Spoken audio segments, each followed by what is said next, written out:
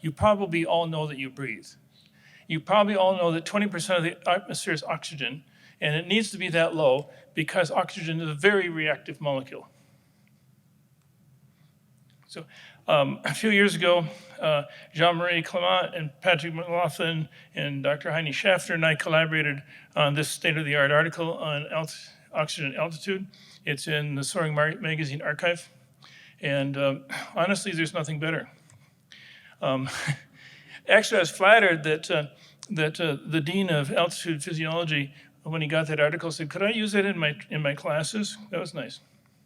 At any rate, respiration is different than breathing. We all breathe, but our cells respire. And our cells respire by taking protons and hooking them onto oxygen molecules to make water. I'll talk about hyperventilation just a little bit, when oxygen is a good idea, and a little bit of oximeters. And of course, since it's me, we talk a little bit about what could possibly go wrong. I strongly recommend the use of an oximeter. I specifically recommend a wrist oximeter with recording capability that fits on a finger. I have tried flying my glider with a fingertip oximeter. It comes off in about 17 seconds. And so I switched over to a wrist oximeter. They're a bit more expensive, anywhere from $100 to $200 in my experience. It's nice to have that record. You can download it to your computer and admire how efficient or not you were. And by putting it on your little finger, you can usually operate the controls without the thing falling off. You can also look at the watch and see how you're doing. It's a good idea. Also, some common sense is needed. Now, this is cellular respiration. This is our cartoon that shows the flow of electrons through the cell. There's multiple steps here. Oxygen has to go in your mouth, down to your lungs, get transported across the membranes of your lungs into the bloodstream, where hemoglobin locks onto it, transports it to peripheral tissues. There, the concentration gradient brings it into the tissues and into the cells. The oxygen pressure is pretty low by the time it gets to your cell, but oxygen, as I said, is a very reactive molecule. You have enough. It works. And this is a cartoon showing that these are actually pretty bulky proteins in the membrane of the mitochondria that do all this stuff. The mitochondria are the furnaces of your cell. You inherit them from your mother, not your father. This is a little cartoon showing the techniques of oxygen delivery. Below 13,000 feet, it's generally okay to breathe air. It doesn't mean you'll be at peak performance below 13,000 feet. But you'll certainly survive, and as you all know, piloting an airplane is an incredibly simple operation as long as the only job is to go straight and level and make some gentle turns. If a crisis develops, you may need your whole brain, and that can be helped by using oxygen. My personal experience is that my wife gets a headache above 7,000 feet. She's my canary. And I find that I'm smarter above 5,000 feet if I use oxygen, but beyond that, when I started using oxygen at 5,000 feet and above in the Midwest altitudes, I was suddenly no longer tired when I got done with a long day. It's just amazing. Hydration has that same effect. Drinking water during the flight and using oxygen from 5,000 to 10,000 feet really makes the end of the day feel better. Above 40,000 feet, you really need to breathe pressurized oxygen because the partial pressure of oxygen at those high altitudes is not sufficient to force the oxygen molecules to your mitochondria as needs to happen. And above 60,000 feet, you need to wear a pressure suit because that's above the Armstrong line, where the nitrogen in your blood will form bubbles and you will puff up. This has happened. Once a maintenance man cleaning up the place stepped into a vacuum chamber in an Air Force facility. And of course, being a man, he had to poke around a little bit. He closed the door and pushed a button, and it was instantly a vacuum. Somebody noticed this had happened and recompressed the chamber and rescued him. No word on whether his IQ changed, but he did survive. When they've done this to animals, they've puffed up to about 3 times their normal size, and if they recompress them within 3 minutes, they generally live. Again, no word about IQ points. This complicated table is designed to show just a couple of points. In the blue column is the alveolar pressure of oxygen with various altitudes. At sea level, it starts at 104, and at 30,000 feet, it's down to 18. Equally important, the brown numbers in the middle are the carbon dioxide pressure in your lungs with altitude. It turns out that carbon dioxide controls breathing. We do not have an oxygen detector in our body. The most comfortable way to die is just remove the oxygen from the air and you won't even notice. You'll just quietly expire. I've done this to squirrels. It works very well. It's very, very peaceful. But you just as soon not have it happen to your husband or your wife when they're doing wave soaring. It's, so tragic. But the truth is that that the body has a J-shaped curve of carbon dioxide regulation of breathing. If we hold our breath, the carbon dioxide level goes up in our bloodstream and we feel short of breath. Ironically, if the carbon dioxide pressure goes down below about 30, we also feel short of breath. And that's the cause of hyperventilation. One time, a young high school cross-country runner, a girl, was brought into the emergency room while I was on duty, and she was panting with breath. Her fingers were tingling, her muscles were cramping, and she said, my asthma is terrible today. It was my daughter. She was hyperventilating, and she was very humiliated when the treatment of putting a paper bag over her head on some oxygen was applied. And with 100% oxygen in the green column, at 30,000 feet with 100% oxygen, you still have a very fine alveolar pressure of oxygen. This is another explanation of why we hyperventilate at altitude. This is going to happen to you if you go above about 18,000 feet. Your carbon dioxide level will go down. You will start breathing more rapidly without thinking about it.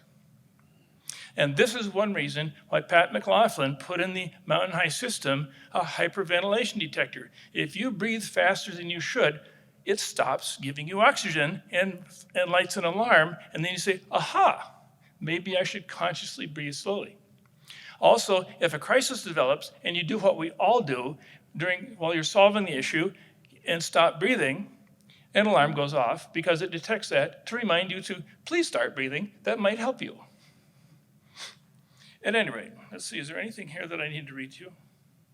I don't think so. The crossing line is where we normally live. And I already explained this. This J-shaped curve from A to B is the relationship. Go ahead and take your photo if you want to, and then I'll go to the next slide because we already covered this. And this is the plug I just gave you. This is why I like the Mountain High system.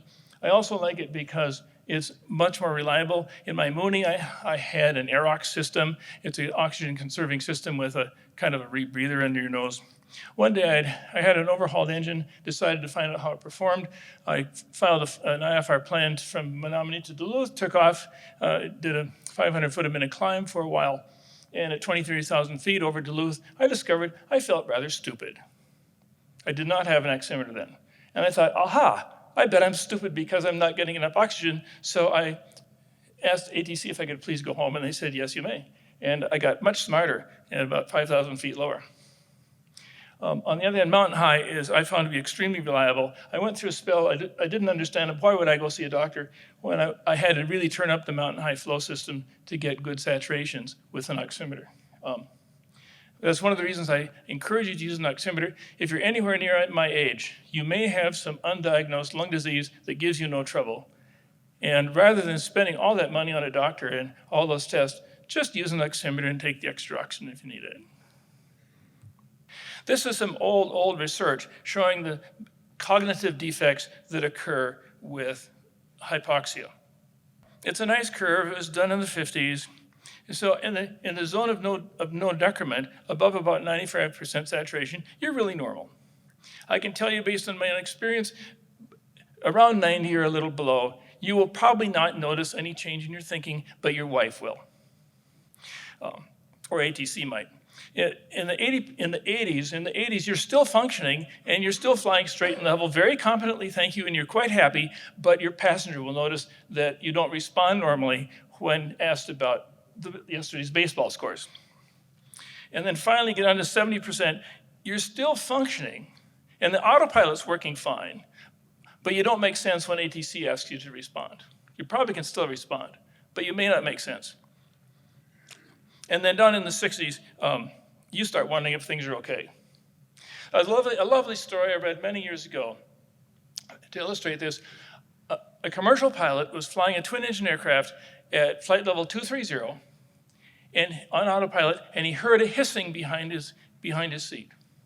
He realized that an oxygen hose had become disconnected, therefore oxygen was not going in his nose. He reached around, couldn't reach the thing, and thought, uh-oh, and he did exactly the right thing. He immediately reduced power, engaged the autopilot in a controlled descent, and passed out. He came to at 12,000 feet, called ATC, said, I think I should land. That was a very intelligent pilot. His brain was working well enough, so he instantly realized he needed to let the airplane save him. Not everybody does that. Now, the question is, when should you start using oxygen? The question is not, do you want to stay legal? Nobody cares about whether you stay legal. Frankly, there aren't any oxygen police. If you go to 18,000 feet without oxygen, as one of my friends has done, he thought he was just fine. Oxygen masks are required above 18,000 only for commercial operations. The Navy SEALs used mountain high up into the 30s flight levels. Don't do that. My personal opinion is much more important to have redundancy above 20,000 than it is to have a mask. But the question is, how energetic do you want to be? How well do you want your brain to function? How well do you want to handle crises? And so it pays dividends to use oxygen anywhere above 5,000 to 7,000 feet. It really makes a difference. It's up to you if you choose to do it. I don't always, but if it's going to be a long trip, I do. Like, you're flying a 500K triangle at 7,000 to 9,000 feet. Oxygen really helps the sense of fatigue on that. I'm a flatland flyer.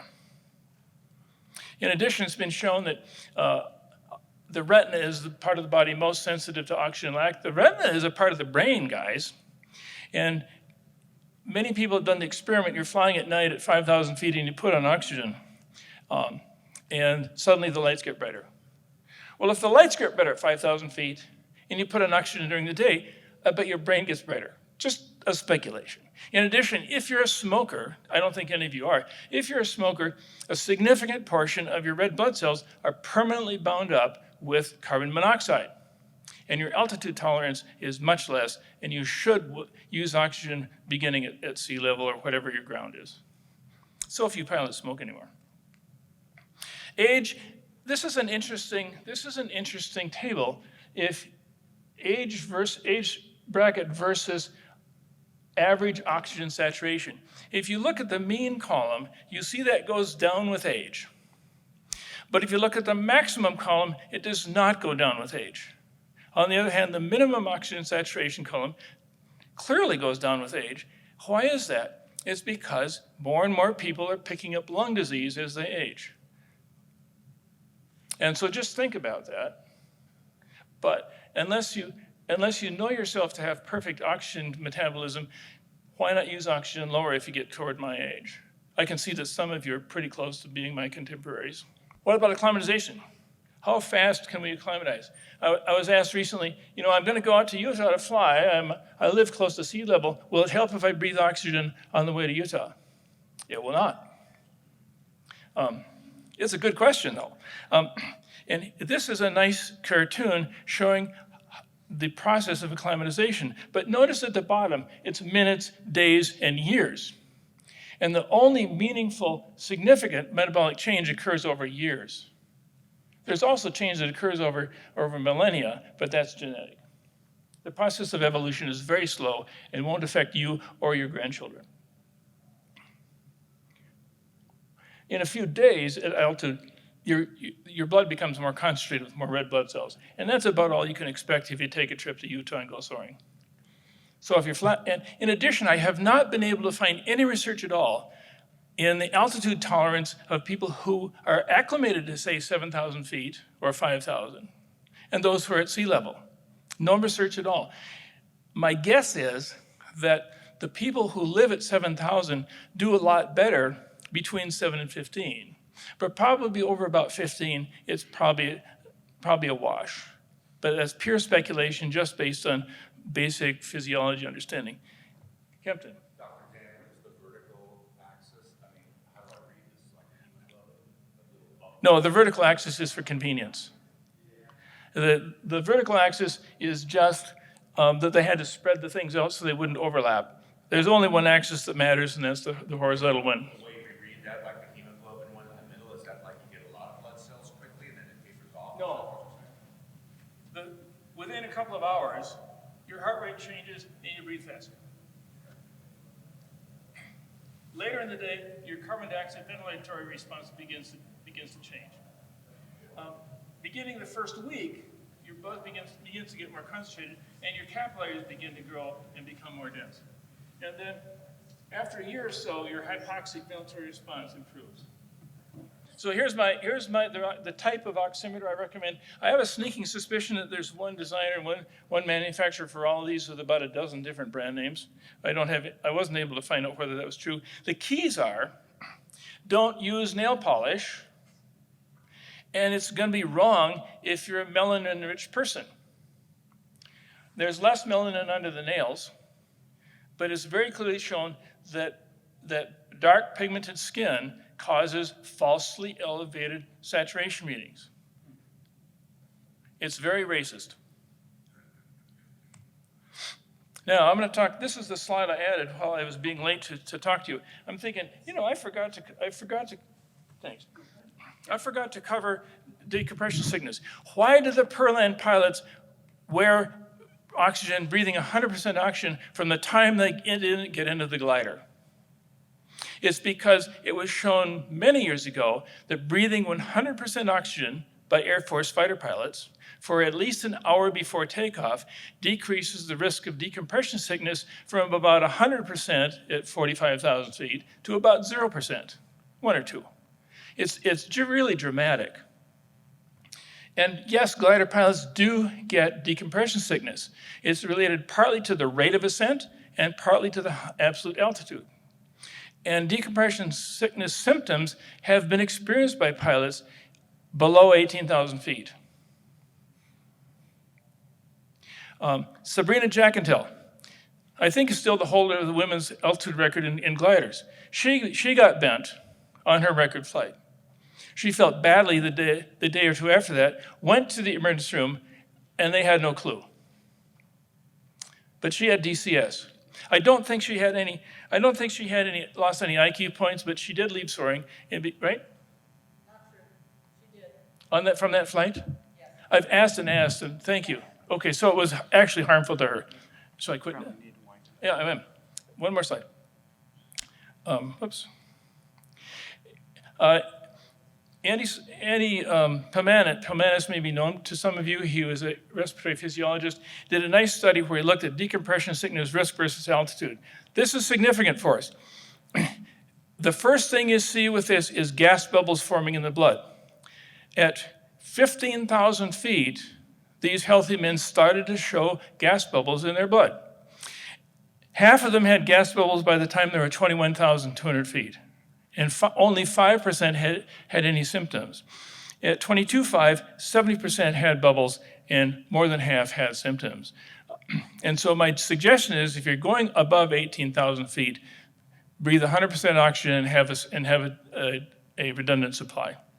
The changes: skin itching or crawling, joints hurting, feeling, choking or air hunger, and any mental change, including headaches. The treatment is, if you have any of these, 100% oxygen on the ground for 2 hours after your flight, and if there's any mental changes, find your nearest decompression, your nearest hyperbaric oxygen chamber. And if you're going to do high wave, you should know where that is before you take off. So my name is John Rosa. I work and fly out of the Chicago area. I'm the president of Sky Soaring Glider Club, and I was the president of Chicagoland Glider Council. We have seminars every couple of years, so in Chicago, it's always interesting speakers. In fact, we had Jim Payne a few years back. So I'm going to go ahead and get started. I'm going to start with the basics, the simplest system, and we're going to go through more complicated systems, which means you're saving more oxygen. My presentations tend to be everything in the kitchen sink, so that if you go on my website, and at the bottom of every page here is my email address and also my website. So this presentation will be up there shortly, and it'll have all this content that we're going to gloss over and just step through the important bits. All right, so the simplest system, you start with an oxygen tank. Everybody, I think, realizes that much. It's high pressure, can be a couple of 1,000 pounds, maybe a bit higher. We have to have some sort of regulator. I don't know how basic this is to you, but you have to have some type of regulator that takes to 2,000 feet, or 2,000 PSI, which would blow your head off, to something that's breathable. I've got 10 to 20 PSI, but I was just talking that you're hearing something like maybe 30 to 50 for these systems to work. So I need to look at that and see what is reasonable. But in any case, it reduces it down to something that we can breathe. The next step is something that will control the amount of oxygen that's coming to you. This is the basic pellet type. There's other more complicated, we'll get into that. And finally, some sort of delivery system to your nostrils. I think everybody has seen this type of cannula in a hospital or medical environment.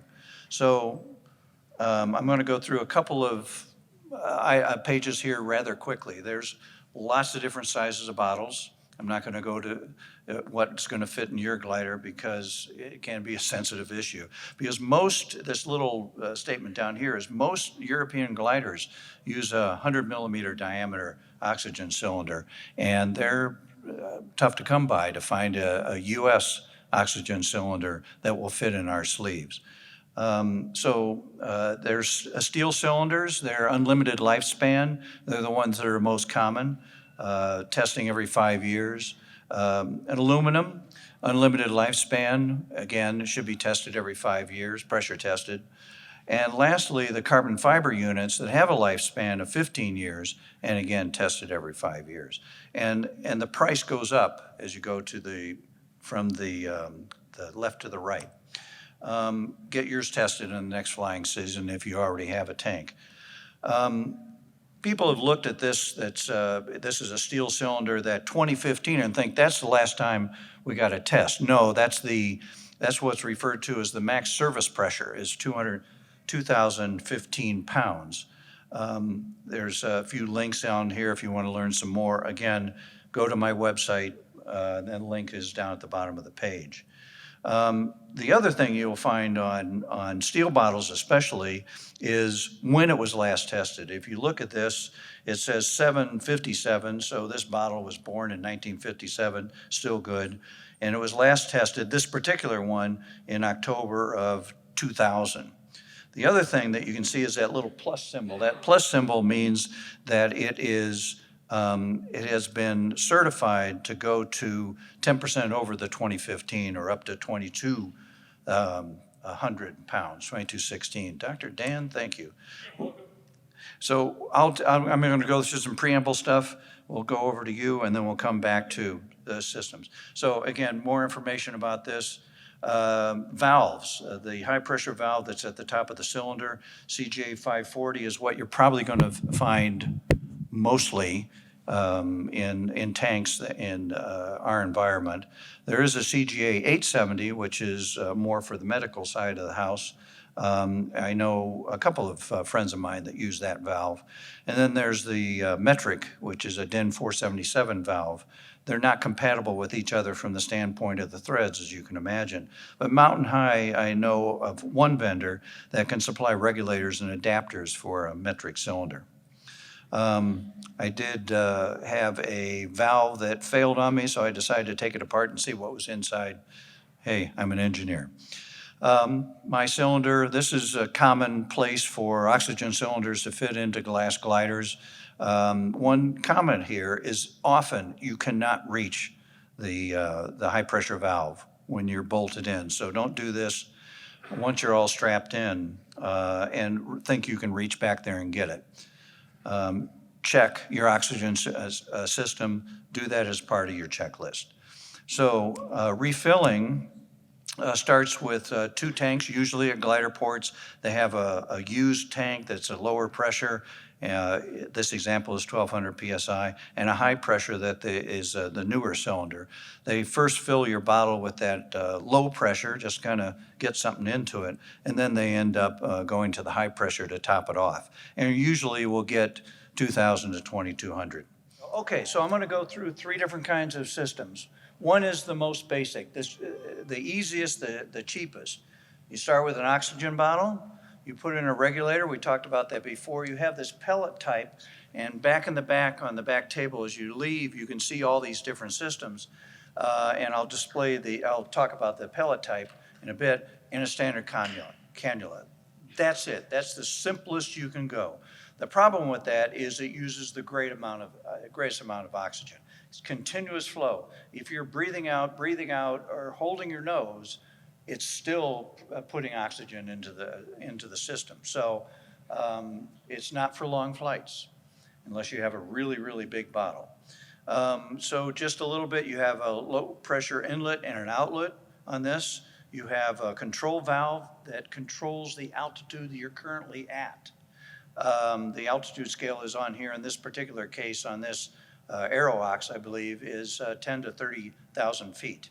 And there's a little white pellet that goes up and down. That's what I used to twist every time I was climbing in a thermal. I'd do a little adjustment. And there's another type that has the adjustment in a different place. Standard cannula, and one of the slides talks about how to properly use a cannula. If you're not using it properly, the bets are off. A recap of that, I'm going to keep going a little bit quicker, but this is the simplest system. It's least expensive, uses standard equipment, easy to get a hold of, but wastes oxygen like you can't believe. All right, let's talk about trying to save some oxygen. And this is a second system that I got. I said I'm going longer flights.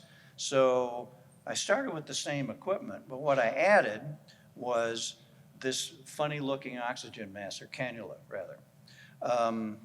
It's called a Oxysaver. And it saves up to 50%. And all it has is a reservoir in there. There's 2 different styles. One is a pendant style, one a mustache style. You look very silly, but that reservoir in there saves oxygen and doesn't put it out the small orifices unless you're breathing in. It wastes some, but it's a lot better. Again, 2 different types, the pendant style and the mustache style. The scale on the side of this pellet type, this is when you're using a standard cannula. You can see about midway up, it's in between 10 and 18,000 feet. But there's another scale on there that's lower down, and for the same 10,000 to 18,000 feet, when you're using the Oxysaver mask. So if nothing else, spend a few dollars, get that other mask, you save 50% of the oxygen. So a recap of that. Simple system, inexpensive, and boom, 50%. Just a few extra shekels just to be able to get that different mask and look a little funny. So here's the system that I finally came up to because it saves the most oxygen. It's the pulse demand system. You start basically with the same 2 devices, and then we skip over to the nasal cannula, but there's something missing in between, and that's these electronic oxygen flow devices that do a couple of different things. One is they don't give you continuous stream of oxygen. It only gives you a pulse of oxygen when you're breathing, you're taking a breath. The other thing it does is it just automatically for altitude. So instead of having to twiddle that and remember it, and you're getting low on oxygen and you forget and all hell breaks loose, now you're able to do this automatically. And there's several settings on these devices. I just have a black box here because there's 2 different major brands lately. One new one has shown up, and I'm going to talk about both of them just shortly. In any case, 95% over the original constant flow system with a standard cannula, you're going to save 95% of your oxygen. And the size of my tank and my ASW27, that's really important. Again, a recap, it is a bit more expensive. It's significantly more expensive than the other systems. But that might save your life and certainly allow you to fly longer flights. Here's the Mountain High system, a small handheld device, battery powered. There's a two-place and a single-place system. This is the first generation with the switches and whatnot. There's a high pressure inlet, there's a low pressure outlet. This is the second generation, a little bit different configuration. And this is the other system. This is the ITRA. Did I pronounce that correctly? All right. So this one, the manufacturer of this and the developer of this system is on the convention floor, so you may want to stop by. They did bring an example of this system so you can see what the size of it is, physical size, is on the table at the back, so you're welcome to go take a look at that. So it has several optional pieces of equipment that the Mountain High system doesn't have. It has a oxygen switch and a port that can go on your instrument panel. It has this touch screen that's shown in the lower right-hand corner. It hooks up to an iPhone app that allows control and also logging, and it has a Bluetooth connection. And it also has the ability to do carbon monoxide sensing. And if you hook it up to their oximeter system, it will see how much oxygen is in your bloodstream and adjust the oxygen flow automatically for you. So not only altitude and, altitude, what's the other thing?